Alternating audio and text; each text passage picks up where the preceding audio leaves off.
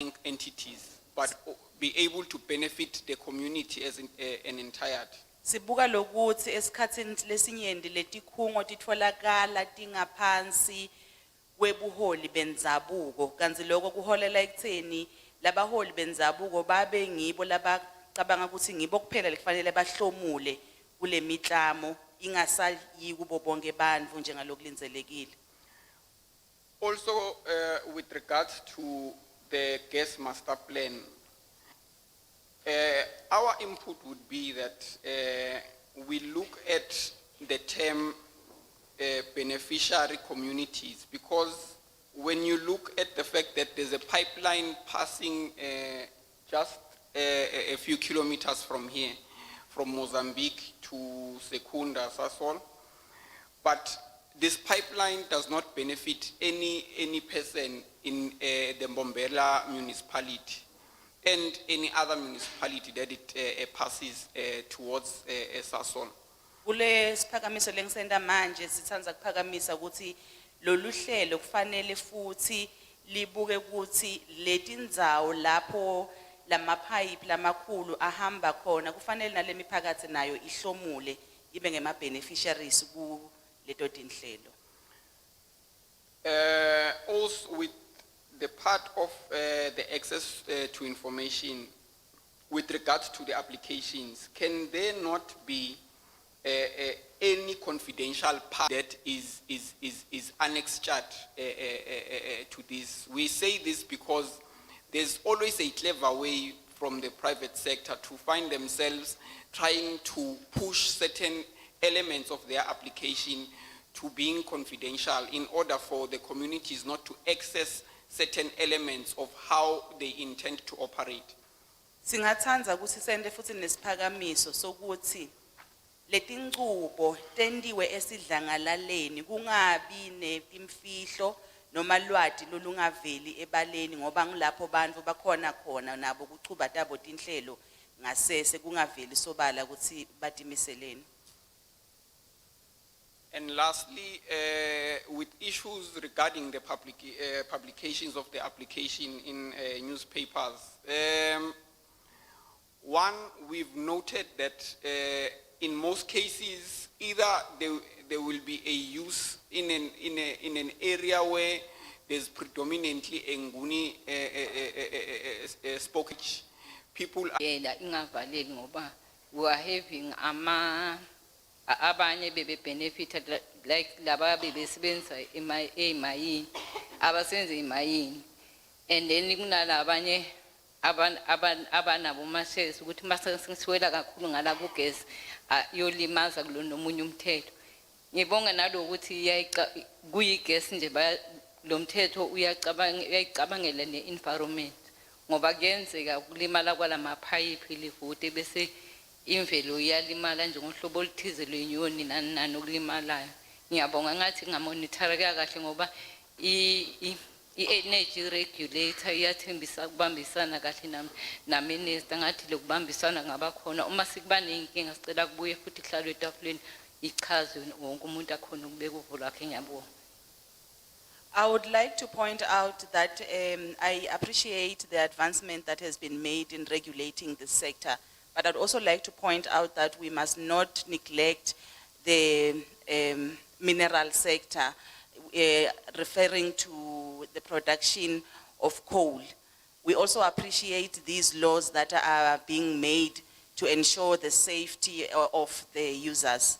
But we also want to just remind the panel that must also take care of the coal industry, and we will also work hard to ensure that these regulations are respected. Thank you.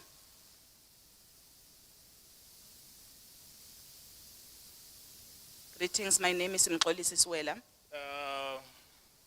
I'm a license holder of a wholesale license holder. Presenting Komati Group. Ngine ligunya lekusebenta ngaphansi kwalomkhakha wema wholesale ngimele labavela esigodini sasenkomazi. No, the company Komati Group. Oh, in Komati Group. Yeah. We welcome the amendments, and fairly it's not new, but is usual. But there's an element of development that is lacking within the amendment. Siyawemukela lo mthetho akusi lokusha but sithandza kuveta nje ukuthi khona lokungathi kusasalele emuva. Firstly, it's the encouragement of people to get into the industry. Kwekuqala nje kugcucutelwa kwebantfu ukuthi bangene kulomkhakha. You see, when you create the law, you must educate people about the law. Uyabona mawakha umthetho kufanele ubafundzise ubantfu ngawo lo mthetho. You cannot automatically present fines before developing people about the law. Angeke kuze kwenteke ukuthi ukhiphe imiphumela kuphela ungakaze ubaliketele imvutfuko ngawo lo mthetho labantfu. Yes, the environmental impact is important. Siyavuma kunemthelela lokhona vele kutendzawo. Yes, where you establish your business and the cohesion, it is important. Sibuka nalokuthi lapho usungula khona leli business nalokubambisana kubalekile. However, looking at the times we are in today in South Africa economically, Kepha sibuka lesimo lesikuso kule live ngekwemnotfo we don't have jobs. asinayo imisebenzi. People want to get into the industry as it's one of the limited ways of making money. Bantfu bayafisa kungena kulomkhakha njengoba kungumkhakha lo sakhweshile kancane. Hence, you find people selling without licenses. You find people selling, not be able to adhere to the law. Kungako utfola bantfu batsengisa baphula umthetho. It is not intentional, but it's a mean of survival. Asisho nje ukuthi akusiyinvo lebengathi bayenda ngemabomu kepha nabo bazama ukuthi iphilisa. Now, what is lacking it's the development element. Lokusasalele emuva ngule nhlangothi letentfutfuko. For instance, what do you mean by environmental impact? An ordinary person must be able to understand what we mean by environmental impact. Nje nasibuka indzaba yokuthi umthelela kutendzawo sikhuluma ngani lo munye umuntu kufanele naye abe sesimeni sekuvisisa sikhulunywa ngani. Because the current state today, the industry has not yet transformed. You still find majority of white people participating in the industry. Asisho nje ukuthi inguquko kulomkhakha atisengakabonakali basese banyenti kakhulu bantfu labamhlophe labagcwele kulomkhakha. And the simple reason is people do not understand the requirements to comply and be able to get a license. Sizatfu nje ngilesilula ukuthi bantfu abadivisisi letizatfu tekuthi kufanele balandzele miphi imitsetfo kude batfole lamagunya noma le license. Hence I say we welcome this, but a development element is lacking in it. Njengoba ngisho ukuthi siyafisa kuba ingcenye yaleli tinhlelo kepha tentfutfuko tisasalele emuva. So what the minister should also give a commitment to development. Asisho nje ukuthi indvuna ligamele lelitiko kufanele achaze noma nikete sendlalelo setentfutfuko. And also a transformation into the element of the act. Alethe futhi nencubekele embili. And develop, what do we mean? Because we can come here and you say, all these acts is mentioned, but what does it mean to a business person like me, to a customer, to the surroundings of the economy and the community? Kufanele sibuke ukuthi lo mthetho uba namuphi umthelela kulabadlala lichaza bosomabhizinisi umphakathi nalabanye labathinzekako. The pricing that is mentioned, that it will be regulated by the minister as well. Uma sibuka le bayenzengo lelawulwa nguye futhi indvuna lo indvuna yalelitiko. It must be fair and regulated equally to everyone. Kufanele ingavuni lihlangothi futhi ifinyelele kubo bonke bantfu. I can give a practical example. Nganiketa nje sibonelo. We all know Afrox. Siyayati Afrox. Afrox is a major player in the LPG and the gas. Sebathuthuke kakhulu kulomkhakha. Then there is Komati Group. Unekomati group. Afrox can choose to give customer X a lesser price than Komati Group. I-Afrox inawe mandla yokuthi yona ingati lawulela inzengo lebayisebenzisako. And when you look at it, it's merely the case of race and skin color. Nawuthi uyabuka kakhulu ithinza indzaba yele buhlanga. So such things are needed, but they must be implemented. It cannot just be law. Invoti yadzingeka kepha kufanele tisebente tingagcini ngekuthi tibe ngumthetho kuphela. So the challenge to the minister, So ingcinamba lesabhekene nayo lo indvuna. let it not just be an act, let it be implemented and be reality to the people. Akungagcini kuphela ngekuthi kube ngumthetho, awusebende usebentele bantfu. Because furthermore, fellow black people must be in the industry, but the harboring stuff is that pricing is chosen by the supplier ukuthi uchacha malini. Siyafisa kusi indlu lemnyama ingene kulomkhakha, kepha ingqinamba lekungiyona ukuthi laba lekungibo labasabalalisa lelo msebenzi ngibo labana lamandla ekulawula lenzengo. So that is the most important thing. Let this not just be a showcase. Liphuzu lelibaluleke kakhulu akungabi kuphela nje ukuthi siyakhuluma ngayo lendzaba. Let the public participation not just be for people to come, but let it be a reality. Akube yinvo leyendakalako ukuthi lemthetho uyasebenta. The last one. The last phuzu lekugcina. Municipalities must give an approval of new establishments. Bomasipala kufanele baphasise tinhlelo letinsha tenchubekela embili. Let the ones who want to approve understand the requirements of the industry. Labo labafuna kudlala lichaza kufanele bavisise In the municipality.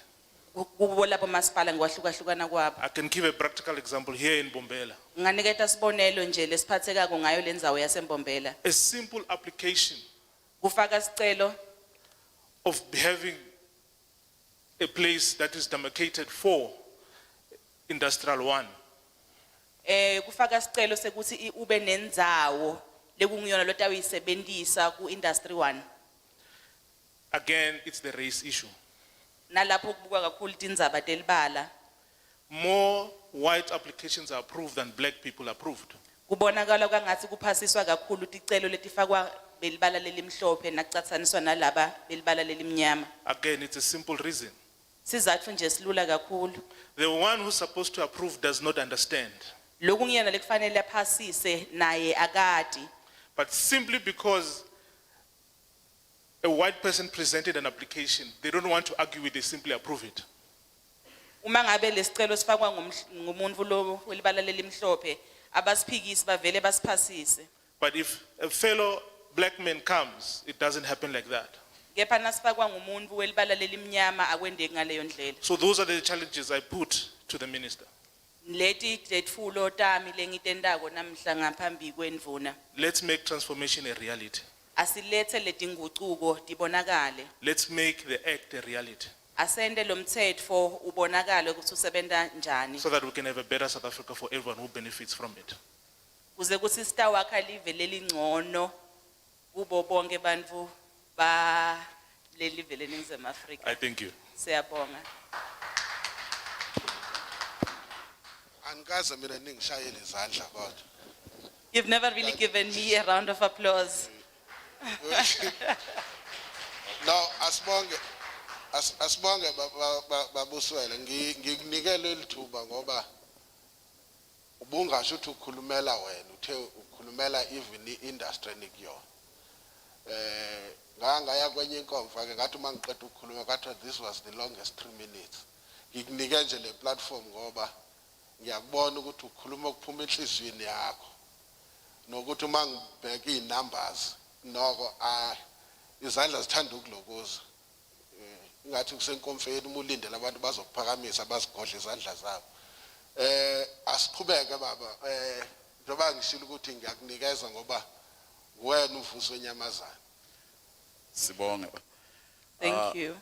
Ngithembe umphakathi uzosixolela.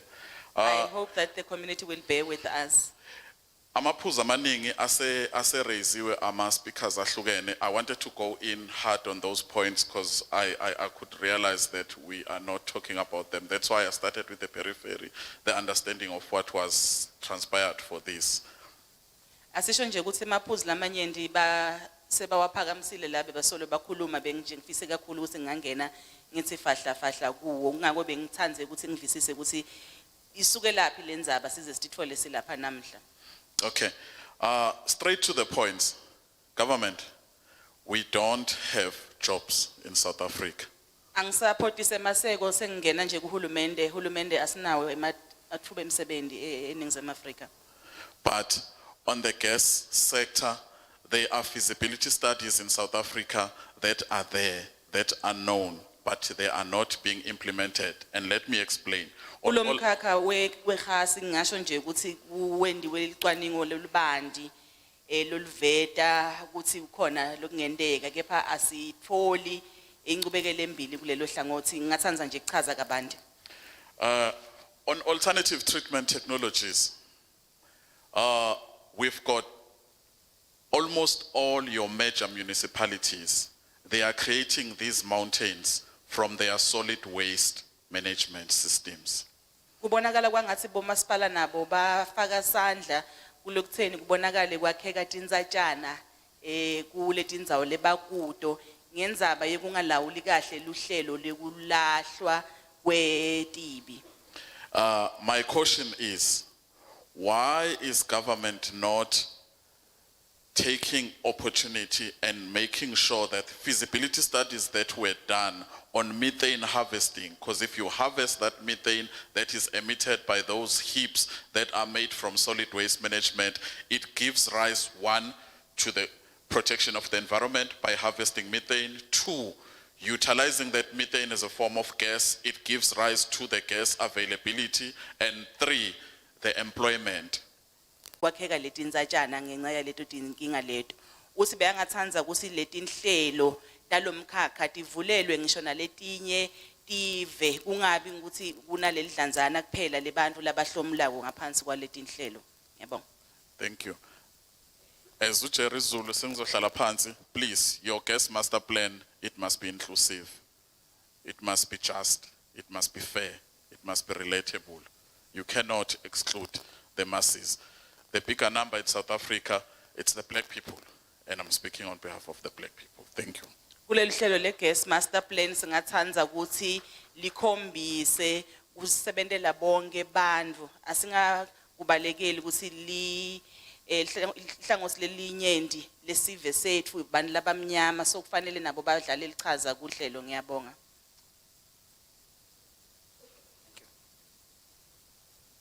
Sanibonani. Gama lami nguJeffrey Banda ngibuya eMatsulu eWard 28. Good morning. My name is Jeffrey Panda. I'm from Matsulu, Ward 28. Siyabonga kumphathi sihlalo lelithimba lakhe lapha phambili. Thank you very much, Chairperson and your team. Kwami kuncane lengifuna kukwati ngoba nawuthi uvula tindzaba bakhuluma ngabo ozinleya zone ukuthi ibulawa malahle. Mine is not very much because when you watch the news, you hear about things like ozone layer.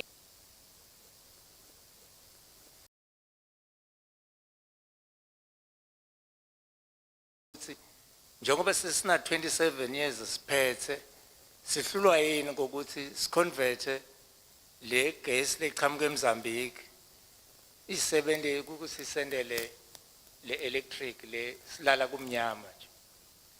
That's gonna come. I only have one question because I really want to know. I do not know. After 27 years we have been in power, how come we are not using the gas that is piped from Mozambique into South Africa in order to light up our cities, because we really are struggling to keep the lights on. Lokunye ngiyacabanga ukuthi uyathi ukuthi kune gas electric leqhamuka eKabora bus. I'm also sure that the minister is aware that there is electricity from Kapora Basa, Indlula lapha eMatsulu. and the pipes go through Matsulu. Ne gas indlula eMatsulu. Sorry, the gas that is piped from Kapora Basa passes. No electricity iqhamuka eKabora bus indlula eMatsulu. Igas iqhamuka eMozambique indlula eMatsulu. Oh, the electricity that is coming into South Africa from Kapora Basa passes, and also the gas that is piped from Mozambique also passes through Matsulu. Nakule ngenipacha. This is what I want you to take home with you. Nibute ngqongqosho ukuthi sithe yini imifula lesinga phela khona le hydraulic electricity. Could you ask the minister this question, whether we do not have rivers where we can generate hydraulic electricity? Uma kungiko lokho angisathi kahle isilungu phela. If I am correct, because I am not very competent in the English language. Lokunye Another thing, kunenzawo lengake ngathi ngiyayivakashela ngalana kubo Eastern Cape. I once paid a visit to the Eastern Cape. Umoya wacishe wangiphephula uyangibona msusu njani. I was almost blown away by the wind. Ngasenza ukuthi ngithathe manje ngifake ephakethini ngoba ngiyathi kusingeke ngami. I only survived because I put stones in my pockets. Lo moya uma bangawenda ukuthi sithole gas ngawo. If they can generate electricity from that wind, that strong wind, Bengajabula. I would be very happy. Ngiloko bengikuphathisele nina emajani ngitshelele leli jaha. That is what I am giving you, gentlemen and ladies, to pass over to them. Leli jaha ukuthi lisivulele netimayini letivalekile ngala. The minister should not forget to open up the mines that were closed down in this area Bese bavala nemathenda. and replace that with tenders. Siyabonga. Thank you.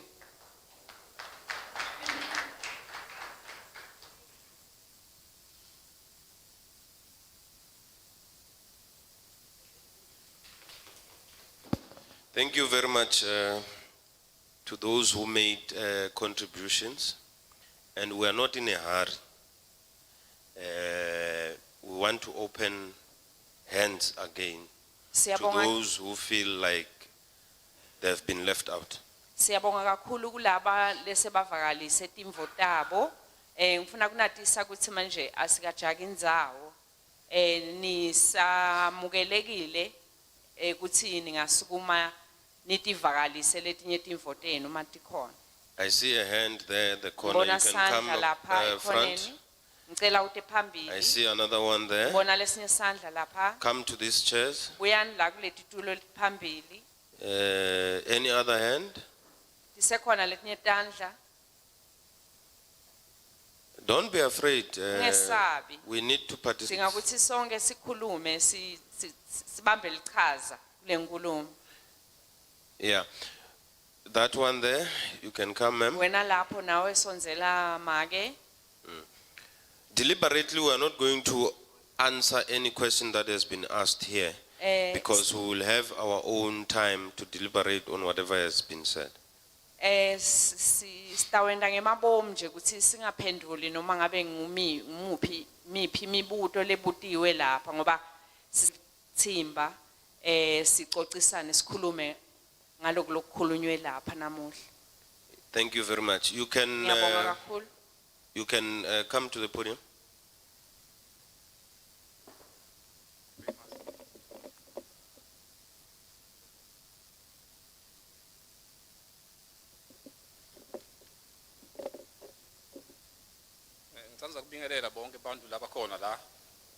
Greetings to everybody who is present here le leadership yethu lapha phambili and our leadership in front. loku kulana sitele kona kubaleke kakhulu What we are here for is very important ngoba masibuka indzaba ye climate change because when we look at the issue of climate change, into le serious kakhulu it's a very serious matter. But ngeke sikhona ukuthi sivale wonke lama department la ukuthi akhosa kuze kube ne climate change On the lokhu ngifuna ukusho ukuthi iCovid ibulala emsebenzi. What I would like to say is